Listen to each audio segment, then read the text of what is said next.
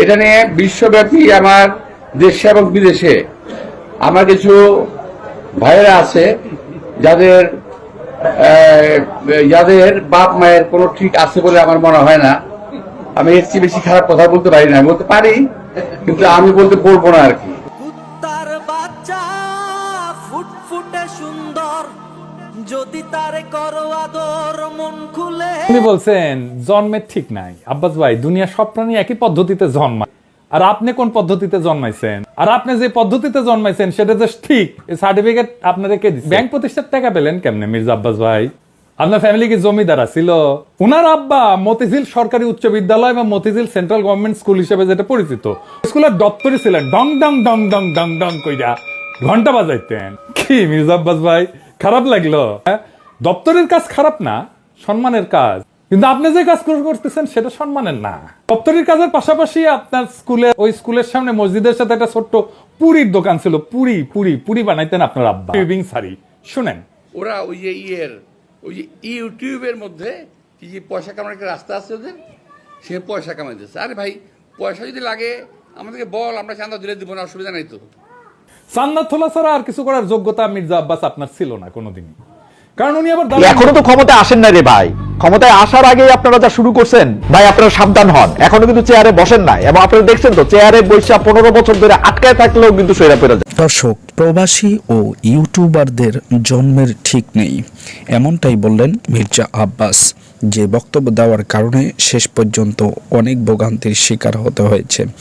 ইতিমধ্যেই মির্জা আব্বাসের জন্ম ও মির্জা আব্বাসের সকল কুকীর্তি ফাঁস করে দিয়েছেন পিনাকি ভট্টাচার্য ও খালেদ মহিউদ্দিন। এই দুই সাংবাদিকের বিবৃতি আজকে তুলে ধরবো আপনাদের কাছে। এই মির্জা আব্বাস কোথা থেকে মির্জা আব্বাস হলেন, তার পিতৃ পরিচয় এবং তিনি কত টাকা সম্পত্তির মালিক এবং এই সম্পত্তির উৎস কোথায়, সে সকল ভিডিও ফুটেজ সহ তথ্য রয়েছে আজকের ভিডিওতে। ধৈর্য সহকারে দেখতে থাকুন সম্পূর্ণ ভিডিওটি। এরকম নিত্য নতুন ভিডিও পেতে চ্যানেলটিকে সাবস্ক্রাইব করে রাখুন। তো চলুন প্রথমেই দেখব পিনাকির পক্ষ থেকে একটি গোপন তথ্য। না মির্জা ভাই, আপনার কর্মজীবন ভালো না, আপনার কর্মজীবন কলঙ্কে ভরা। না, আমি কোনো পত্রিকার নিউজ নিয়ে আপনার চরিত্র হনন করব না, ওইটা আমার কাজ না। 2015 সালে আপনি আপনার নিজের দাখিল করা হলফনামা থেকেই দেখাবো। আসেন আমরা আমাদের ঠিক পথে জন্ম না হওয়া মির্জা আব্বাস ভাইয়ের আমল নামা দেখি। আচ্ছা মির্জা আব্বাস ভাই, মির্জা তো আপনার পারিবারিক পদবী না, তাই না? এটা আপনি লাগাইছেন পরে। আপনার বাবার নামের আগে তো মির্জা নাই, তাই না? আপনার বাবার নাম আব্দুর রাজ্জাক। আপনার এখানে মির্জা লাগাইতে হইল ইনফিরিয়রিটি কমপ্লেক্সে। এলিট হইতে চাইছেন, নতুন বাংলাদেশের এলিট হইতে চাইছেন না? টাকা পয়সা হয়েছে, এখন মির্জা না থাকলে ক্যাঙ্কা হয়। অসুবিধা নাই, বাঙ্গুল্যান্ডে এভাবেই সব এলিট গড়ে উঠছে, ওই যে সোহরাওয়ার্দীর বডিগার্ড থেকে। আচ্ছা যাই হোক, মির্জা আব্বাস তো একটা ব্যাংকের মালিক, জানেন তো? ঢাকা ব্যাংক 1995 সালে ব্যাংকটা প্রতিষ্ঠিত হয়, মির্জা আব্বাসই প্রতিষ্ঠাতা। এই ঢাকা ব্যাংকটা দেশের প্রথম দিকের বেসরকারি মালিকানায় প্রতিষ্ঠিত ব্যাংকগুলোর মধ্যে অন্যতম ব্যাংক। কোনো সমস্যা হয়নি। অনেক ব্যাংকের সমস্যা হয়েছে, জয় বাংলা হয়ে গেছে হাসিনার আমলে।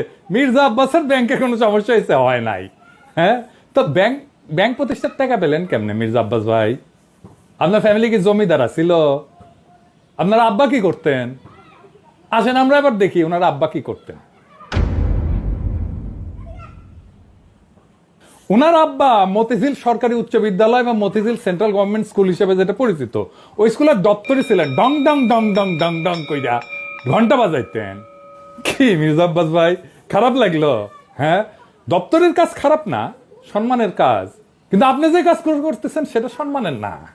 দপ্তরের কাজের পাশাপাশি আপনার ওই স্কুলের সামনে মসজিদের সাথে একটা ছোট্ট পুরীর দোকান ছিল। পুরি বানাইতেন আপনার আব্বা, ওই পুরীর দোকান চালাইতেন। ওই সিপার পুরীর দোকানের জমিটাও ছিল রেলের। এখনো আপনি রেলের জায়গা দখল করে বাসা বানায় বসবাস করছেন। হয়তো পরের জায়গা পরের জমি, ঘর বানাইয়া আমি রই, আমি তো ভাই জমির মালিক নই। দপ্তরে থাকাটা কোনো অপরাধ না, লজ্জারও না। কিন্তু ওই অবস্থা থেকে ব্যাংক মালিক হওয়ার জার্নিটা আমরা বুঝা দেখতে চাই। কেমনে বাংলাদেশের এলিট তৈরি হয়েছে, কেমনে বাংলাদেশের পলিটিশিয়ানরা তৈরি হয়েছে, কেমনে বাংলাদেশের রাজনীতিতে দুর্বৃত্তায়ন হয়েছে। 1991 সালে প্রথম এমপি হন মির্জা আব্বাস। তারপরে কিছুদিনের মধ্যে ঢাকার মেয়র, আর 4 বছরের মধ্যে ব্যাংক মালিক। এমপির বেতন কত মির্জা ভাই? মন্ত্রীর বেতন কত? 1-1.5 লাখ টাকা সেই সময় মাসে, তাই না? তো কোন জাদুর কাঠি পাইলেন যে ব্যাংক বানানোর টাকা পাইছেন? এমপি হওয়ার আগে কি করতেন আপনি? আপনি ছিলেন কমিশনার। কমিশনারের বেতন কত? আপনার বৈধ ব্যবসা কি ছিল? বৈধ ব্যবসা ছিল ওই অঞ্চলে শাহজাহানপুরের গরুরহাটের ইজারা নিতেন আপনি। সেই 75 পরবর্তী সময় কমলাপুর রেলওয়ে যত ঠিকাদারি, সড়ক পরিবহন সহ আরো বহু জায়গা থেকে চাঁদা উঠাইতেন। চান্দা তোলাটা আপনার পুরানো অভ্যাস, তাই চান্দা তুলে আমাদের টাকা দিতে চায় যেন আমরা ইউটিউবিং ছাড়ি। শুনেন, ওরা ওই যে ইউটিউবের মধ্যে কি যে পয়সা কামানোর একটা রাস্তা আছে ওদের, সে পয়সা কামাইতেছে। আরে ভাই, পয়সা যদি লাগে আমাদেরকে বল, আমরা চাঁদা দিলে দিব না, অসুবিধা নাই তো। চান্দা তোলা ছাড়া আর কিছু করার যোগ্যতা মির্জা আব্বাস আপনার ছিল না কোনোদিনই, কারণ উনি আবার দারুণ। দর্শক, এতক্ষণ পর্যন্ত আপনারা শুনলেন পিনাকি ভট্টাচার্যের মুখে যে মির্জা আব্বাসের বাবা একজন সাধারণ স্কুলের দপ্তরি থাকার পরেও কি করে তিনি একটি ঢাকা ব্যাংকের মালিক হন। দর্শক, বিস্তারিত এটি শোনার পর আপনাদের মতামত জানাবেন কমেন্টস বক্সে। এবার আপনাদেরকে দেখাবো আরও কিছু গোপন তথ্য যেটি তুলে ধরেছেন সাংবাদিক খালেদ মহিউদ্দিন।